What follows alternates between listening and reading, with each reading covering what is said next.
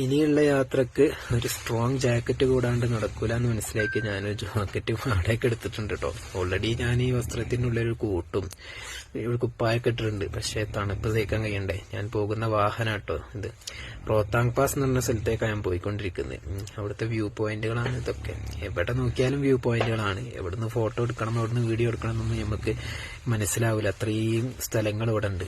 അതേപോലെ കാണാനുള്ള രസം മാത്രമല്ല കേട്ടോ, ഭയങ്കര ഡേഞ്ചറാണ് ഈ ഒരു മലമുകൾ എന്ന് പറയുകയാണെങ്കിൽ. എപ്പം വേണമെങ്കിലും മണ്ണിടിച്ചിലും കാര്യങ്ങളും ഉണ്ടാവാം. എത്ര റോഡുകളാണ് ഞാൻ വരുന്ന വൈക്കൽ പൊളിഞ്ഞു വീണ് കിടക്കുന്നത്. കാണുമ്പോൾ തന്നെ നമുക്ക് പേടിയാണ് ഈ റോഡ് ഇങ്ങനെ കാണുമ്പോൾ, ഈ അവസ്ഥ കാണുമ്പോൾ. ഇവിടെ ഞാൻ ശ്രദ്ധിച്ച മറ്റൊരു കാര്യം കേട്ടോ, ഏറ്റവും കൂടുതൽ ഇവിടെ വർക്ക് എടുക്കുന്ന പെണ്ണുങ്ങളാട്ടോ. കൺസ്ട്രക്ഷൻ മേഖല ആയാലും റോഡ് പണി അടക്കം പെണ്ണുങ്ങൾ എടുക്കുന്നുണ്ട് ഇവിടെ. തേനീച്ചക്കൂടുകളിലൊക്കെ പെൺതേനീച്ചകളാണല്ലോ തേൻ ശേഖരിക്കാൻ പോകുന്നത്.